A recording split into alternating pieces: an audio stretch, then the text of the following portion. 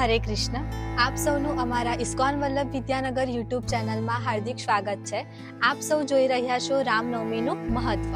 રામનવમી ભારતમાં ઉજવાતો એક સુપ્રસિદ્ધ તહેવાર છે. ભગવાન શ્રી રામચંદ્રએ ત્રેતા યુગમાં પોતાના 3 દિવ્ય ભાઈ ભરત, લક્ષ્મણ અને શત્રુઘ્ન સાથે અયોધ્યાની પાવન ભૂમિ ઉપર અવતાર લીધો હતો. ભગવાન શ્રી રામચંદ્ર એ ભગવાન વિષ્ણુના 10 અવતારમાંથી એક શ્રેષ્ઠ અવતાર છે. પરંતુ ભગવાન અવતાર શા માટે લે છે? આ બાબત ભગવાન શ્રી કૃષ્ણ ભગવદ્ ગીતામાં બતાવે છે. તે કહે છે કે જ્યારે ધર્મની જ્ઞાની થાય છે ત્યારે અધર્મ વધવા લાગે છે અને ભગવાન ધરતી ઉપર અવતાર લે છે. ભગવાન અવતાર લઈને બધા જ પાપીઓનો નષ્ટ કરે છે અને પોતાના ભક્તોની સેવા કરે છે. વાલ્મીકી રામાયણના અનુસાર અયોધ્યા પર મહારાજા દશરથનું શાસન હતું.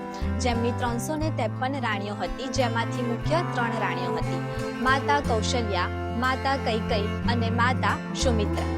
મહારાજા દશરથ કે જેમનો રથ 10 દિશામાં ચાલતો હતો, જે વૈભવ અને શક્તિપૂર્ણ હતા, પરંતુ તે પોતાના જીવનમાં નિરાશ હતા. તેમની નિરાશાનું કારણ એ હતું કે તેમને કોઈ પુત્ર સંતાન ન હતું. પુત્ર પ્રાપ્તિ માટે રાજા દશરથને ઋષિ વશિષ્ઠે પુત્રેષ્ટિ યજ્ઞ કરવાનો વિચાર આપ્યો અને તેમને પુત્રેષ્ટિ યજ્ઞ કરાવ્યો. તદ ઉપરાંત યજ્ઞકુંડમાંથી અગ્નિદેવ પોતાના હાથમાં ખીરની કટોરી લઈને બહાર નીકળ્યા. યજ્ઞ સમાપ્ત થયા બાદ ઋષિએ રાજા દશરથની 3 પત્નીઓને એક કટોરી ખીર આપી. ખીર ખાઈને લગભગ કેટલાક મહિના પછી 3 પત્નીઓ ગર્ભવતી બની ગઈ. બિલકુલ 9 મહિના પછી રાજા દશરથની સૌથી મોટી રાણી માતા કૌશલ્યાએ શ્રી રામ કે જે ભગવાન વિષ્ણુના 7મા અવતાર છે તેમને જન્મ આપ્યો. માતા કૈકેયીએ શ્રી ભરતને જન્મ આપ્યો અને માતા સુમિત્રાએ જુડવા બાળકો શ્રી શત્રુઘ્ન અને શ્રી લક્ષ્મણને જન્મ આપ્યો. ભગવાન શ્રી રામચંદ્ર એ મર્યાદા પુરુષોત્તમના રૂપમાં જાણીતા છે. તે મર્યાદાના સ્વામી છે.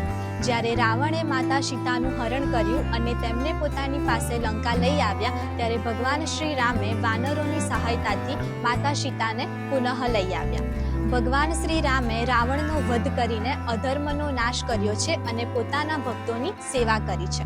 આપ સૌને રામનવમીની હાર્દિક શુભકામના. બોલો સિયાવર રામચંદ્ર કી જય. હરે કૃષ્ણ.